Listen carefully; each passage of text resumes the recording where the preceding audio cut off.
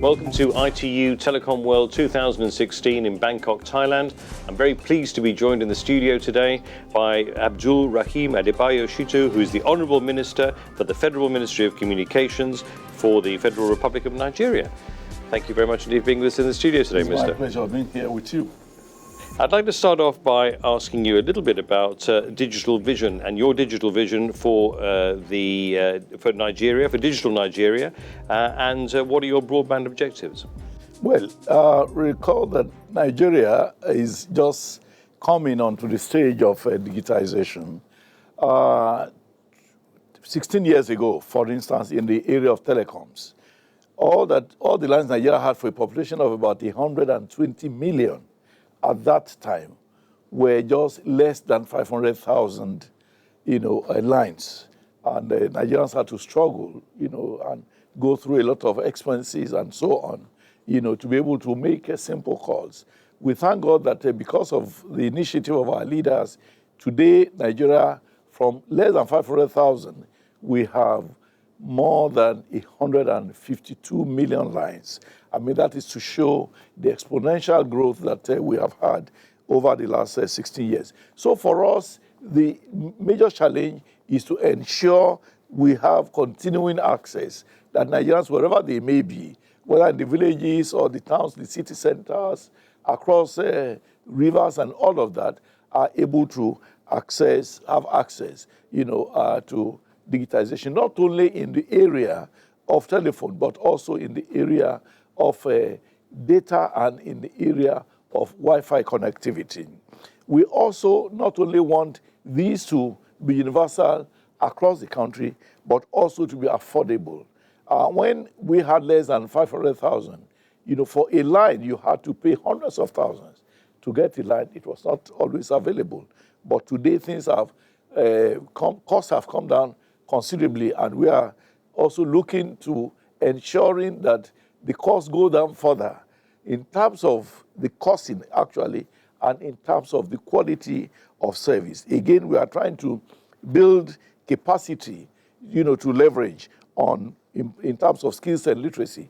We want every Nigerian, particularly those who have the opportunity of being in educational institutions, to have opportunities to learn about digitization, to learn about ICT, to use ICT to develop themselves, to use ICT to make their businesses easier and more cost-effective, and for government itself to use ICT to make governance more transparent, more convenient, more accessible, to all Nigerians. So these are the type of visions we are looking at, and I can assure you that government is working very hard towards realizing all of these goals. What are the major challenges that you're facing at the moment in terms of deployment of broadband in Nigeria? Well, easily the number one challenge is the fact of lack of adequate investment.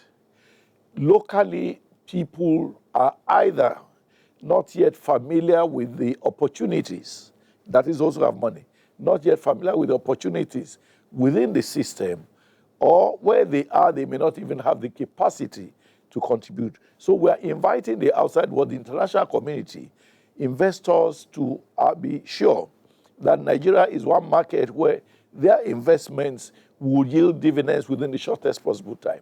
You are talking of a population of 182 million. That's certainly a very huge market.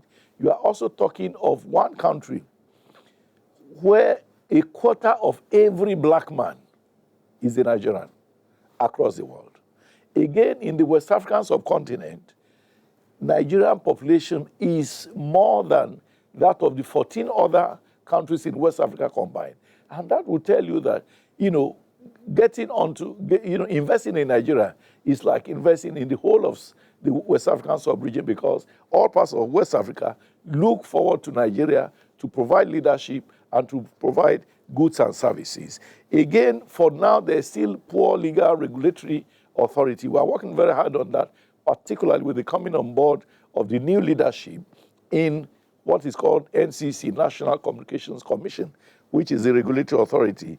Again, for now, we still have inadequate infrastructure. Again, for the same reason of lack of adequate funding, there are problems, and so opportunities arise for people who want to invest in Wi-Fi connectivity, in broadband connectivity to come in either by, having fiber optics connectivity through the ground or through even, electricity, lines. And lastly is the poor human capacity. We have not had enough training institutions for the workforce of ICT. If you have such an exponential market in ICT, you also expect to have a pool of skilled manpower, to manage and handle, the industry.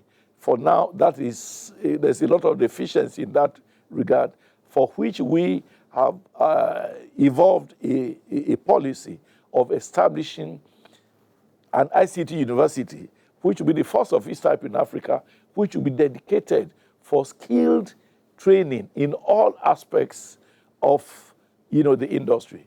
I can tell you, unfortunately, that as of today, there's hardly any university where telecommunications engineering is being taught.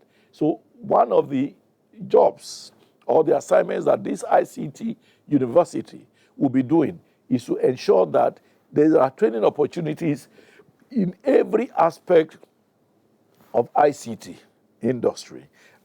So these are some of the challenges, but I can assure you that government is not leaving any stone unturned to ensure that we provide enough, spaces in our universities and in new institutions, where people can be trained, so that we have enough pool of skilled manpower to handle the management of the industry within Nigeria and even to export such skilled manpower across, the West African and African region generally. And what are the policies or regulatory measures that government will implement to remove these barriers and promote broadband development? Well, the first thing we are doing is to ensure that a level playing field is provided, for all operators, particularly through legislation. For instance, in the sale of spectrum and in the sale of licenses, these are always advertised and competitively bidded for. So it is only on merit that one can get licensing, to operate, and that one can get spectrum. So no underhand dealings are allowed in this regard. This certainly makes investment, open, transparent, and everybody is happy because you know that if you merit it, you will get it. And this really encourages a lot of investment, and it provides an enabling environment for players, to operate in.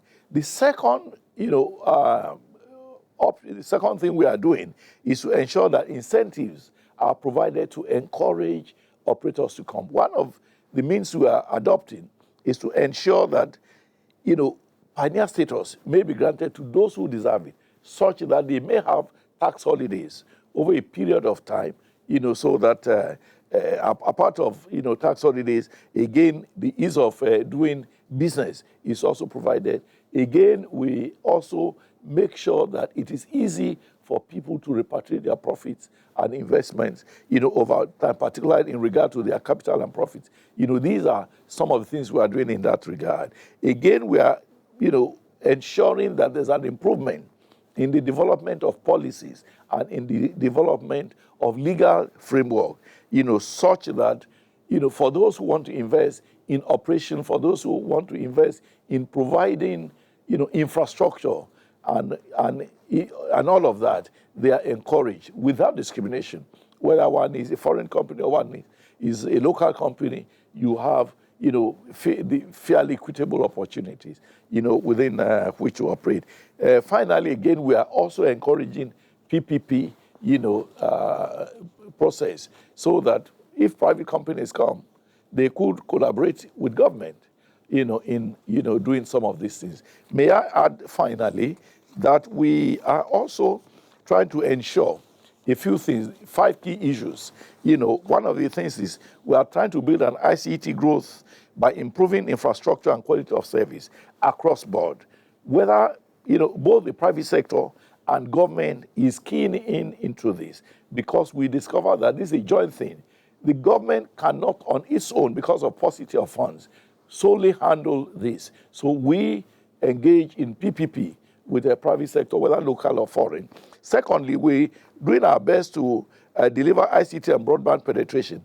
Again, we have a fund called Universal Service Provision Fund, which is, also doing exactly what the private sector is doing, particularly for the purpose of areas which may not be profitable to invest in, by the private sector.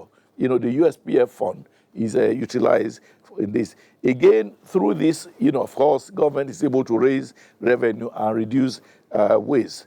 The fourth policy thrust of the government in supporting the growth of the ICT industry is what we call policy of innovation, innovative continuity for continuous innovation. We must ensure that innovations are encouraged and competitions are also encouraged so that we can get the best. Finally, we are working towards ensuring a migration of Nigeria to an ICT nativity, if you like, so that, ICT training will be ubiquitous in schools, will be ubiquitous in communities and all of that.